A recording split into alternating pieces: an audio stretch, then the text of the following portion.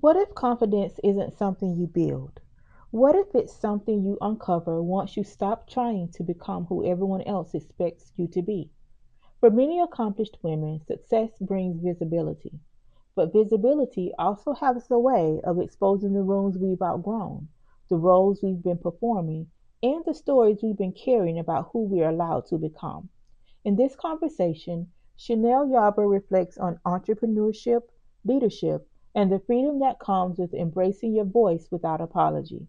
What begins as a discussion about business becomes something much deeper, a conversation about identity, discernment, resilience, and the courage to stop shrinking yourself for spaces that can no longer hold your growth.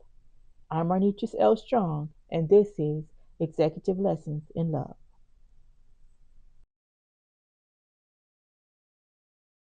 And watch your relationships finally grow. You've been the expert all along, just needed someone to show you where you belong.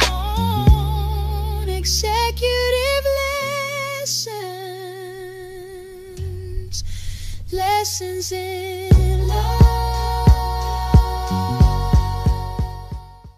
What if the relationship lesson you're still carrying didn't have to cost you another 6 months? Join me for Love Elevated Summer School. 3 evenings, 1 companion journal, relationship education for women tired of learning relationship the hard way. All right, welcome back to another episode of Executive Lessons in Love. And today I am joined with the beautiful Chanelle Yarber. Chanelle, first of all, I am excited for this conversation because so much of your work is around visibility and positioning and helping women move more strategically in business. But I also think visibility changes people. So thank you so much for. Yeah, thank you for having me here. All right. So I hinted at the first question about how visibility changes people. I don't think we talk enough about that part. So I think that a lot of people see confidence once it's fully formed, but not the process of becoming. What feels different about this version of you sitting here today compared to 5 years ago? Wow. That's a deep question to launch into first. What feels different about me today is just that I am more assured of who I am. I think 5 years ago, I knew I've always known that I was special, that I had a calling, that I was different. I didn't always know why, and I wasn't always settled in it. A lot of my earlier years in my 20s, it was me trying to force a fit so that I did not stand out. Um, and now I'm in my 40s and I'm in my take it or leave it era. So I think the confidence really just comes from two things. One, being sure of who God called me to be, and the other is being tired of trying to put on a costume every day to be somebody that I'm not. So that's That it's a costume. thing. It's a Yeah, thing. it's a real thing. And I wonder, if other races deal with the same thing. But I know as a Black woman, I felt like you were speaking my own journey, talking about how you spend most of your life trying to fit in. And then I don't know what happens when that 40 is like a magic number. It's like, you know what? Take it or leave it. Why am I trying to blend in when I was created to stand out? You know, and it's something so freeing about finally having that mindset, especially as an entrepreneur. Because Yeah. we are inundated with all of this. Do this, this guru is saying do this guru is saying do that. This is now the big thing. High ticket, low ticket, mid ticket, whatever. And it's like, you know what? I'm gonna do this how it is most comfortable for me. And once I finally settle into that, this has been the most fun I've had in my business since I first started. I don't know that I would have ever settled here had I not gone through those that other thing. And I know that a lot of your work is around visibility and cutting through the noise. I've been looking at your posts for the last couple of weeks, and I can definitely resonate with showing up every day and posting every day, and sometimes feeling like you're yelling into the void and nobody is listening. But your people are actually listening. And what I think that your audience is a lot more refined, and they're probably not waving a red flag saying, I'm having problems with my marketing, but they're silently Yeah. watching. And they're the type of women like me. I don't need a whole lot of convincing. I don't need a sales call. If I get on a call with you, I've already made up my mind, or I might just Yeah. silently.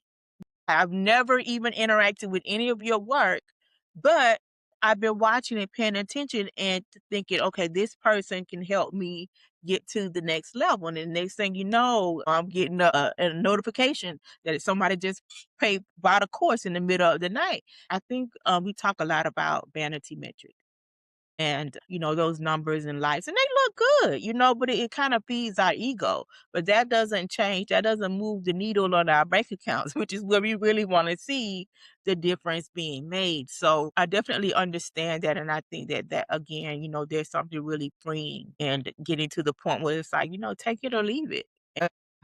You just blessed me so well. So you talked about the shift from being treated like a pet to being treated like a threat professionally. What do you think?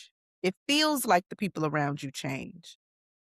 They don't change. They've always been the same. They've always had the same level of insecurity. They've always had the same lens or viewpoint about you, them, their relationship to you. But when you start to show up bigger, bolder, brighter, light shines a light on darkness. And so it starts to show them potentially who they could be or who they're not. And then they start feeling some type of way. Now, I've had this happen to me a number of different ways and number of different spaces in the corporate world, where when I'm first brought in, they love me and I can do no wrong. And she is the best thing since sliced bread and apple pie and everything else. This is wonderful. This is the best thing ever. But I also recognize that my gifting and the way that it shows up can sometimes be abrasive to people, because I just told you I have a gift of discernment. I see things that a lot of people don't see. So I call things out, and I'm not being abrasive when I do it. I'm not being boisterous, loud, or rude. I may just ask a question. 9 times out of 10, that's what I'm going to do. I'll just ask a question in a meeting, and those questions start illuminating things that perhaps they were trying to sweep under the rug, things that maybe they hadn't thought about, or things that would show their weakness. And that's where that comes from. They've always been the same people. It's just when you get a chance to get in there and you see what's going on and you ask the right questions, say the right things, make relationships perhaps with people that they didn't expect you to make relationships with. And now, why are you over here talking to somebody in the C-suite that I did not introduce you to? How did you get access to them? Yeah. It's favor. And so when that favor starts to show up and that gift starts to show up in that place, you brought me here. You wanted me here. You touted me. Now all of a sudden I'm a problem.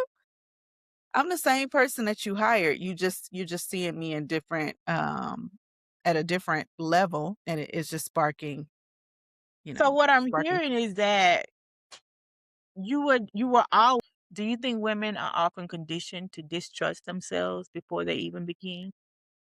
Yes, we are. I tell women all the time, particularly Black women, you need to go out here and you need to lead with the ego of the most mediocre white man that you know, because they don't care. They gonna get out here and they will have the most ridiculous scheme in their mind, and somehow, some way, it'll come together. And it's all because of their audacity. Audacity. But we haven't been given the breadth and the width to have that audacity. We have been dampered. We've been told what we can't do more than what we can. And so we don't wake up every morning all the time just knowing that the world is going to bend at our will. So because of that, we doubt ourselves. We put ourselves in a box, or we look around and we say, well, maybe I haven't seen anyone who looks like me do it. Yeah, I see this man over here building this multi-million-dollar business, and he's getting, raising funds and all this stuff. I remember one day I was at the country club, and I was just sitting there eating lunch, and it was someone sitting behind me. It was two white men sitting behind me, and they were having the most casual conversation, just yucking it up. And they were like, one of the young guy, he was younger than me. He was like probably like 27, 28, something like that. And he was like, yeah, I just raised $3 million in funding from my friends and family. And he was going to go on to his next fundraising round. And I just said to myself, You raised 20. and he said from his friends and family. And I'm sitting here thinking, I didn't have friends and family that I could raise $3 million from. And so I was just like, wow, that's a whole different frame of reference, So, and that's part of the reason why I put myself in spaces and places like that. I play golf and I go to different events. I go to art galleries and stuff like that because I want to be in a space where the people are having those conversations that I can expose myself and I can expand my vision. And so I think that because women traditionally have been, know your place, even to our mothers, right? I mean, my mother became a mother in the early 80s. She was married in the 70s.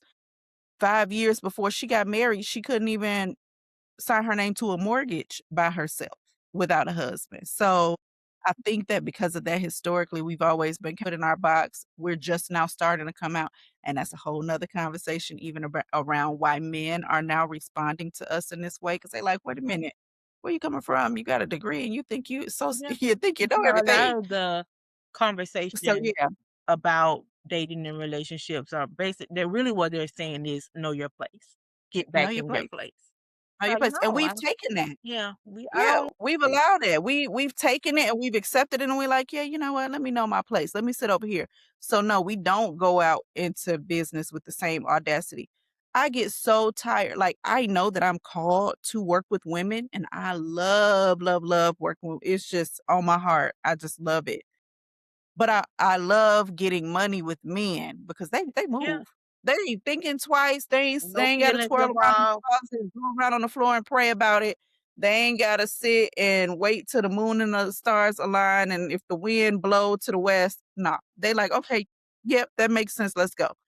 And I love that. And that's the speed at which women have to start moving and building and growing if we're gonna get past these ceilings that we have. Absolutely. I love that you mentioned the audacity of a white man. And that's one of my, what has that looked like in real life?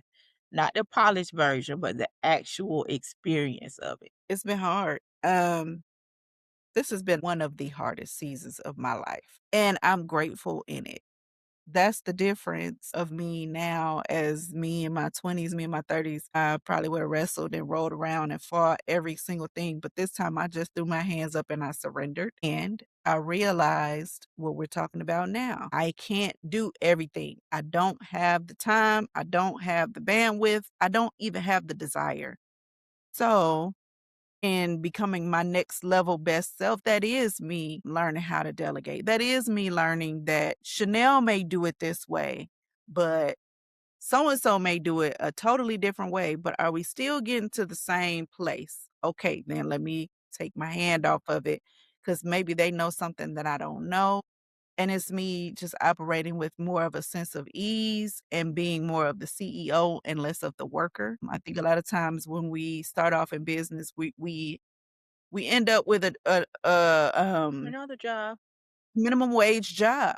Because when you add up all the hours that you put in and then the money that you making, now you working minimum wage. Like, girl, what is you doing? Instead of figuring out really quickly, hey man, I need to hire somebody, or I need to partner with somebody. I need to do something so that I'm not doing $10 an hour tasks and I can really be the CEO and I can compound my time and level up. So that's really what it's looking like. Letting go of a lot of stuff, letting go of a lot of people, unfortunately, Yeah. letting go of a lot of time fillers and things that I was pouring my heart and soul and energy into, but they weren't giving me the same energy back. and just learning how to be the leader of my own life. Hey, I love That's it. The what it leader is. of your own life. Yeah. Basically, um, your best client comes in knowing what her gifts are and ready to fully flow in those and ready Yeah. to assign the other things to people who are a little bit more Yeah. capable in those areas. Yeah. She knows that she does not know marketing. And she don't want to know You don't want marketing. She don't want to know it. She don't care to know it. What she want to know is, does it make me money? Yes. Okay. I'm right. great. I love it. Do you know how to do this? Yes. Wonderful. Because I don't. But I would rather have you do it with your level of expertise so that I can then take back my own time, my own energy. I can take my kids on that Disney vacation Hmm. that they've been wanting me to go on. But because I haven't been able to untether myself from my phone and my laptop, I haven't been able to enjoy them. Like that is me embodying that for myself so that I can show people that it's possible so that I can then walk people through the process of endurance and evolution have always been mutually exclusive. I think I have endured to evolve. So what that looks like is even right now in the season that I'm coming out of, I went through, you know, becoming a caregiver to my mom and making sure that she's taken care of and things like that. That's a marathon, that's not a sprint, that's not something that's going away at this point in my life, but in it and in working it out and in having to roll up my sleeves and shift things in my life, I've had to evolve into a new version of me while I'm enduring it. So, I don't think it's mutually exclusive. I think that you won't evolve if you don't endure. You'll still keep staying in the same place instead of moving forward because you're trying to hold on. Our bodies and our minds, our egos are set up to try to keep us safe so we don't like Yeah. change. And then we get upset because I thought 2026 was my year. But yeah, you never wanted to evolve. You never wanted to Didn't do become anything the different, person. so yeah, it Yeah, you didn't wouldn't want to do be. anything different. You didn't want to become the person that you saw because you were still holding on to whatever was comfortable back here. So sometimes you can endure, but you being dragged. Yeah. You being Ooh. dragged, Right. And we don't want to. and We don't so it's want to like, be yeah, you dragged made across it. the finish line. Yeah, you being dragged across the gravel. Like, okay, you made it, but at what cost? When you could have just like, become the person. And it's funny that you even bring this up because I've been reading a lot about like neuroscience and quantum physics and different things like that. And just like embodying and becoming and quantum leaping into your next season. And I think it's just making a decision to be like, who is it that if I say that I want to run a $10 million business, who does Chanelle have to be to run a $10 million business? What does that look like? What does that feel like? What does she wake up thinking about? What does she wake up doing every day? Now do it. Do it. Yep. It's that simple. I think it goes to faith without works is dead. I can sit here all day long and I can pray heaven down and I can do all of the thing and I can fast and I can say, Lord, I want a $10 million business. But if I don't do it, You got to do the work. Yeah, he it's ain't gonna not just like land to me. But manna don't we've fall been from taught heaven. that. It's only happened one time that I know of. Yeah, God gonna do it. He gave you dominion to go do it. He Right. gave you the power to go get wealth. He may give you the instruction. He may download some things to you, but you still gotta walk it out. But we still got to walk it So out, and that's that's really the what that thing. is. I love Yeah, to hear that. I never thought about it like that, but you're actually right. You have to endure in order to be able to evolve. You dropping gems, girl. You sure you went out a I'm just rapper in forever. your past life? This has been an amazing, amazing conversation. I want to shift gears a little bit because one thing I've noticed about accomplished women is that we're often rewarded for behaviors that eventually exhaust us. So some things get amplified because they look good publicly, even when they're quietly costing us privately. So I want to play a quick game, and it's Okay. called Market It or Mute It. I'm going to give you different mindsets, habits, or professional dynamics, and you tell me whether you should market it, meaning amplify and lean into it, or mute it, meaning maybe it's time to stop glorifying it altogether. And because this is Executive Lessons in Love, I do reserve the right to ask follow up questions. Okay. Ready? I'm a little nervous, but let's go. Don't be nervous. It's time for Market It or Mood It. 12 real-world mindsets. One simple question. Should we amplify it or leave it behind? Let's play. You need the strong one in every room. Market it or mute it. Oh, mute it. Mute it. Over explaining your value before people have even questioned it. Mute it. Mute it. Constant accessibility in business. Mute that. Mute it. Looking successful while privately overwhelmed. Mute that too. Playing humble after you've already proven yourself. Nope. We're not doing that either. Nope. We're not doing that either. Building a personal brand before building emotional capacity. Ooh. Ooh. That one made me stop. Like, wait a You minute. got me. Hold on. You said building a personal brand before building. Emotional capacity. Wow. Okay. I see two sides of this. Okay, let's talk about it. But I'm gonna lean into one side. Okay. I remember when I was like 8 years old, I went to Disney Universal Studio. It was Universal Studios. It wasn't Disney World. It was in Orlando. And I remember it was like you go up and you look like you were on the set of like Honey, I Shrunk the Kids or like whatever movies was out at the time. But it would be like this plywood board and it would be painted with the character, but it would only be like the 2x4 holding it up. So it'd be like this whole facade.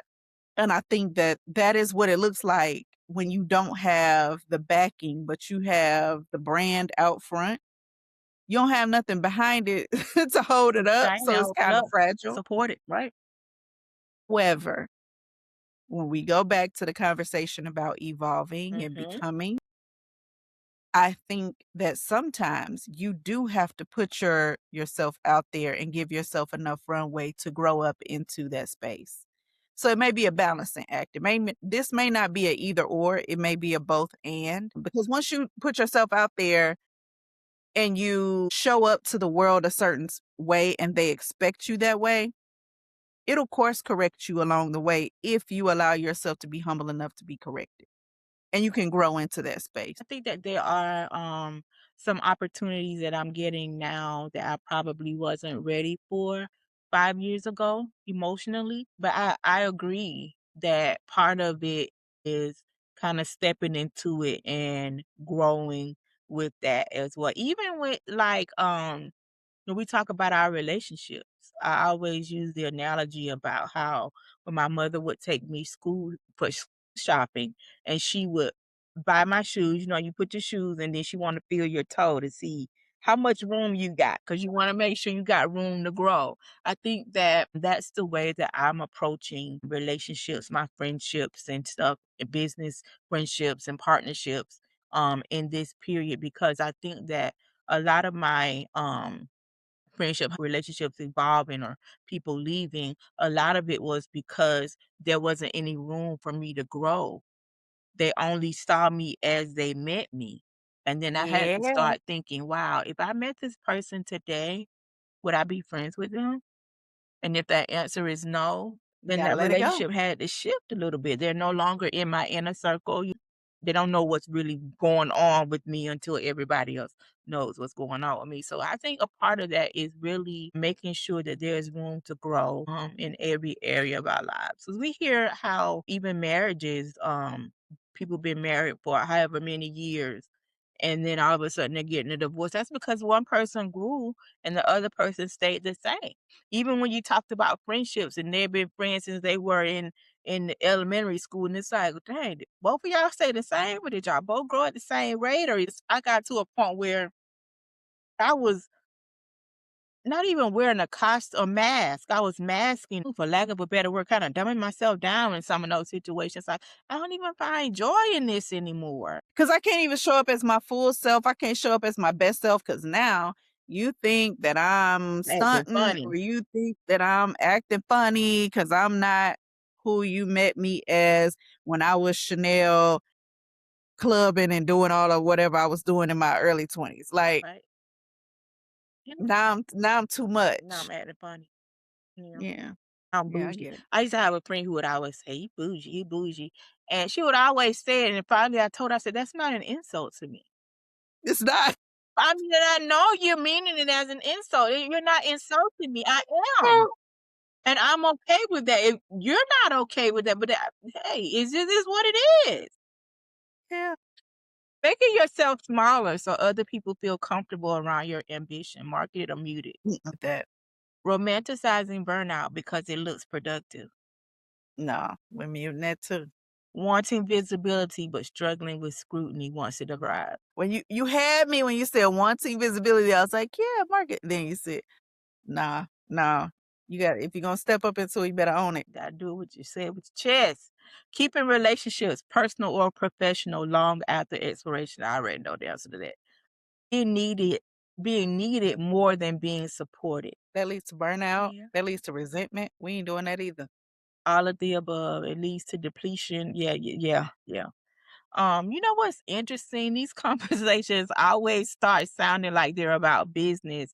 And then somewhere along the way, I realized they're about identity, relationships, self-worth, boundaries, and all of it. What has success taught you about yourself that you don't think you could have learned any other way? What has success taught me about myself that I couldn't have learned any other way? You know, the reason I'm gonna tell you why that question is hard is because even though I am successful, and I don't want to take that for granted, there's so much more runway in front of me that I don't feel like I'm just so successful. I don't know what it is about us, Black women.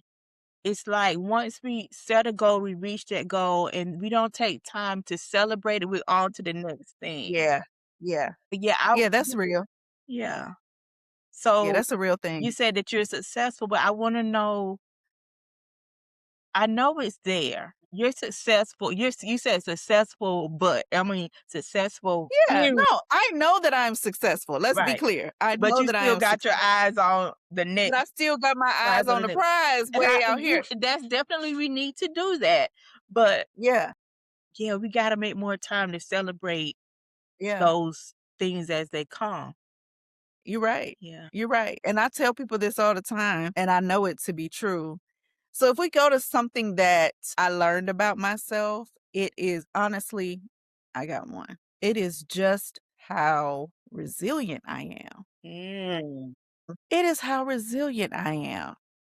I know I would not have the confidence in myself that I have if I hadn't seen myself go through so many seasons and rebound and be fine. I would have gave up a long time ago. And it's taken me to fail forward to learn that about myself. So now I can take longer and bigger strides and bigger risks without like really feeling it like I used to. That's what I've learned about myself is that, first of all, God is always with me and all things work together for my good, even when they don't feel good as I'm going through them. And so I'm always like, I know I'll be all right. Like, okay, let's do it. I'll be okay. I'll figure it out. I didn't always have that. I've been confident most of my life, but it was a real muted, quiet confidence. Like, let That me try to humility figure that this they out. beat into us. Be humble. If a woman is watching this and quietly shrinking herself to remain accepted somewhere she's already outgrown, what would you want her to remember? Stop it. That's it. Right now. Stop it. Right now. Because who is it serving? It's not serving you. It's not It's serving her. certainly not serving. Because now you contorting yourself, like the lady in the circus, you know how they like get down in the box and then they Mhm. close the box. How foolish does that look? They only do that at the circus for a reason. Also, the people that you are really called to be around and be a light to, and they're supposed to mirror that light back to you, you missing them because you so steady trying to play with the rest of the circus that's keeping you in the box. It's not serving anybody. And it's not helping those people that are in that space with you currently. It's not helping them grow. You stagnating yourself and you stagnating them because without you. And thank you so much for joining me for this conversation. Thank you for your yes and being so open. And thank you all for watching Executive Lessons in Love. And I'll see you next time. Visibility doesn't happen by accident. The women making the greatest impact aren't simply doing great work. They're ensuring that great work can be seen. One of the most powerful ideas Chanelle shared was that people don't suddenly change when you begin showing up differently. They've always been who they are. Visibility simply gives you a clearer view. In business, success has a way of revealing who celebrates your growth, who feels threatened by it, and who is only comfortable with the version of you that stays small. Relationships work much the same way. Sometimes we think growth changes the people around us. Often, growth simply removes the illusion. The question isn't whether everyone will celebrate who you're becoming. The question is whether you'll trust what your growth reveals. Throughout the conversation, Chanelle described becoming her own best client, not because she learned another strategy, because she finally gave herself permission to operate differently. She delegated, she released control, she stopped confusing being busy with being effective, because business eventually teaches every leader the same lesson. You cannot grow while insisting on doing everything the old way. Relationships ask something similar. Every new season requires a new version of us. Sometimes the greatest obstacle to growth isn't another person, it's our attachment to the identity that once kept us comfortable. Near the end of the conversation, I asked Chanelle what she would say to the woman who is quietly shrinking herself just to remain accepted. Her answer was immediate: stop it. Simple, direct, necessary. Whether we're talking about business, friendships, or romantic relationships, shrinking often feels like love, like humility, like keeping the peace. But over time, it becomes something else. It becomes self abandonment.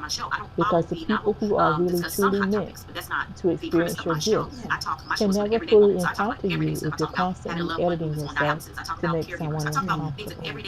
Perhaps the most loving thing we can do for ourselves and for others is to stop apologizing for becoming exactly who we were created to be. Every conversation on executive lessons in love reminds us that the skills that shape our professional lives rarely stay confined to the workplace. The courage to trust yourself, the willingness to release what you've outgrown, the discipline to stop shrinking so others can remain comfortable. Those aren't just executive lessons, they're life lessons, they're love lessons. Because whether you're building a business, leading a team, or cultivating meaningful relationships, the greatest growth often begins the moment you decide to fully become who you were created to be.